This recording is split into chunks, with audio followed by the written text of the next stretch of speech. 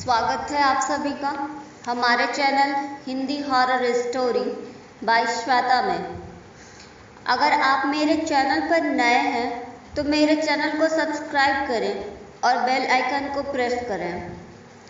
आज की कहानी भेजी है हमारे सब्सक्राइबर नफीस जी ने। तो अब चलते हैं कहानी पर। आगे की कहानी नफीस जी के ही अंदाज में सुनते हैं। हमारे शहर के एक घर है। हमारे शहर में एक घर है जो काफ़ी पुराना है और काफ़ी बड़ा है, जिसके चारों तरफ गार्डन है और घर बीचों बीच है। घर पुराना होने के साथ साथ पीछे और आगे थोड़ा बहुत गिरा हुआ सा है, पर अंदर से घर अभी भी अच्छा है।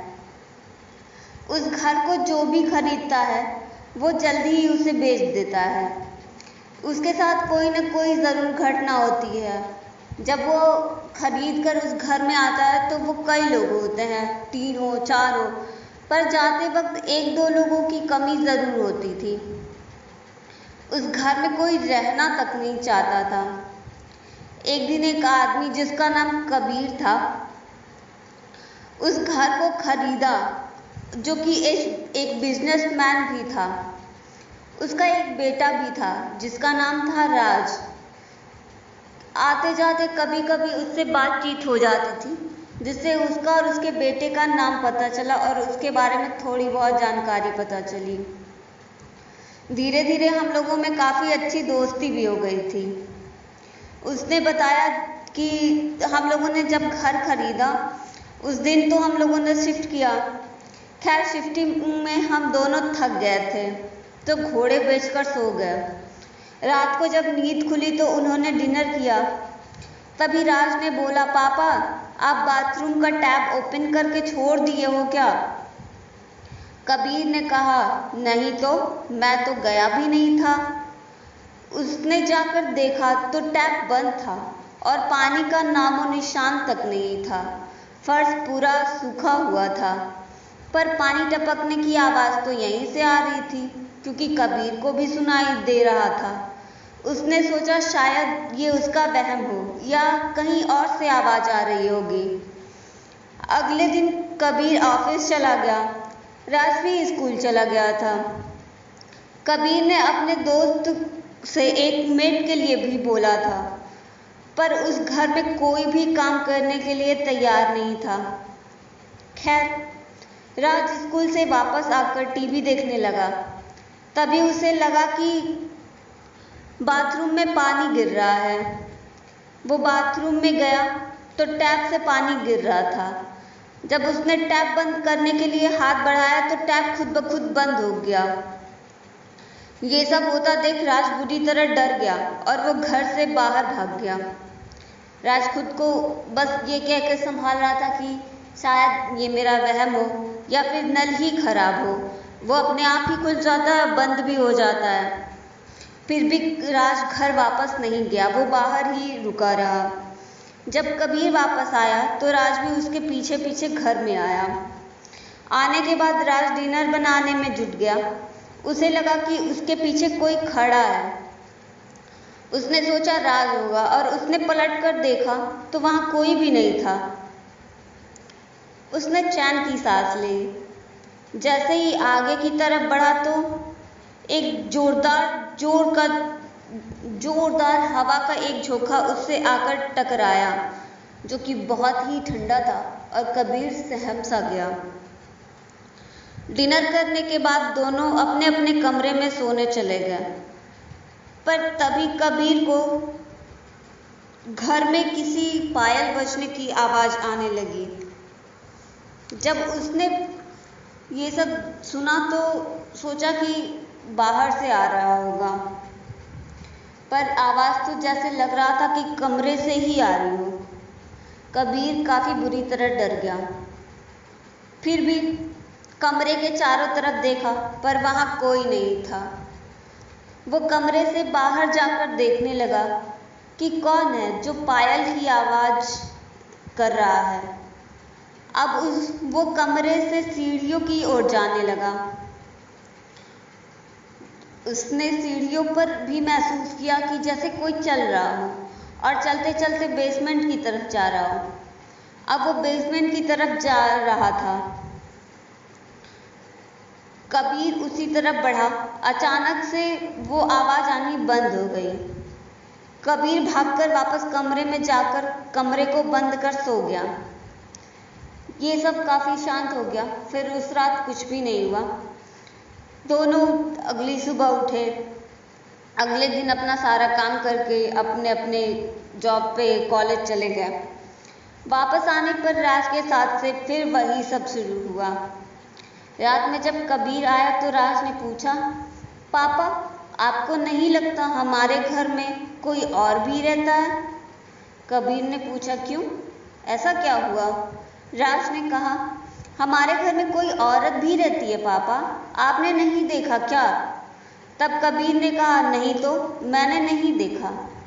राज ने कहा, पापा वो आपके पीछे ही तो खड़ी है, देखो तो। कबीर बुरी तरह डरा हुआ था। फिर भी हिम्मत करके पीछे देखा तो कोई नहीं था। कबीर ने चैन की सांस ली। अगले दिन कबीर ने अपने घर एक कुत्ता खरीद लाया। कहा जाता है कि जानवर को आत्मा, भूत प्रेत इंसानों से ज़्यादा जल्दी महसूस होते हैं, और ऐसी कोई भी बला होती है तो वो पहले जानवरों पर ही आती है, या आदमी पर हमला करने से पहले ही जानवरों पर हमला करती है। खैर, कुत्ता घर में जहाँ तहाँ भौंका करता था। दोनों की जिंदगी डर के साए में बीत रही थी। एक दिन अचानक से रात को उसके घर का फ्यूज उड़ गया। उसे ठीक कर रही कबीर टार्च लेकर बेसमेंट जाने लगा।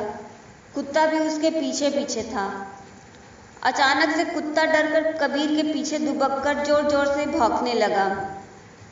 जब कबीर ने सामने टार्च की रोशनी डाली तो डर के मारे उसकी जोर से चीख निकल गई। कबीर ने सामने एक आधी जली हुई डरानी औरत को देखा था। वो रात उसने घर से बाहर ही बिताई। जैसे तैसे दिन बीते जा रहे थे, पर मनहूसियत और वो औरत उन दोनों का पीछा नहीं छोड़ रही थी। अचानक एक रात को तेज से आंधी तूफान आने के साथ साथ बारिश भी होने लगी और उनके घर की लाइट चली गई। उसने घर के खिड़की दरवाजे बंद करके मोमबत्ती की रोशनी की। तभी उसे घर में जिससे वही औरत घूमती नजर आने लगी और वही पायल की आवाज़ भी आने लगी। कबीर ने डर के मारे दरवाजे खोल दिए और तभी वो औरत उसके सामने आ गई और राज का गला दबाने लगी। जैसे तैसे कबीर ने उसे छुड़ाया और घर से बाहर भागने लगा। अचानक ठोकर लगने की वजह से वो एक गड्ढे में गिर गया। तभी वो औरत वहीं आई और राज को कुत्ते को अपने साथ लेकर घसीटते हुए वापस घर में चली गई। घर का दरवाज़ा धड़ाम से बंद हो गया। कबीर जैसे तैसे करके उस गड्ढे से निकलने की कोशिश में लगा हुआ था, पर वो निकल नहीं पा रहा था। काफ़ी मशक्क़त करने के बाद वो उस गड्ढे से निकला। वो दौड़कर अपने घर में गया, पर वहाँ तो राज था ही नहीं और कुत्ते की लाश उसे हॉल में मिली। अब वो पागलों सा अपने बेटे को ढूंढने लगा।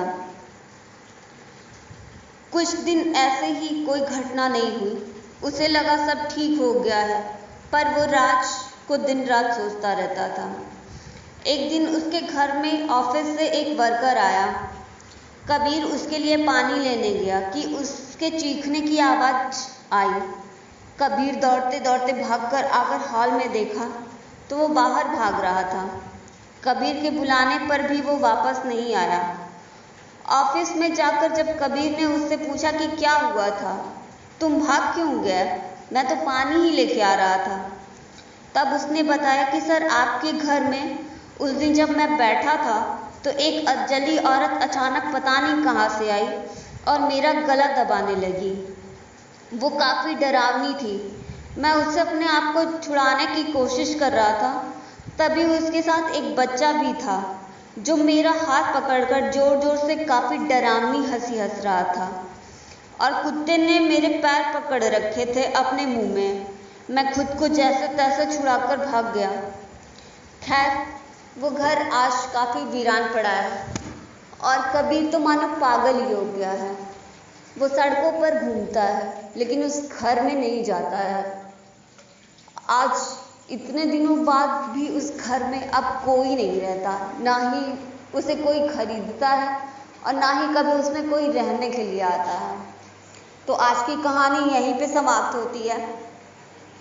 अगर आपको मेरी कहानियाँ पसंद आती हैं तो मेरे चैनल को सब्सक्राइब कीजिए और मेरी कहानियों को लाइक कीजिए और कमेंट कीजिए। यदि आपके पास भी कोई कहानी है तो आप मुझे FB पे या फिर मेरे WhatsApp पे मुझे सेंड कर सकते हैं। धन्यवाद।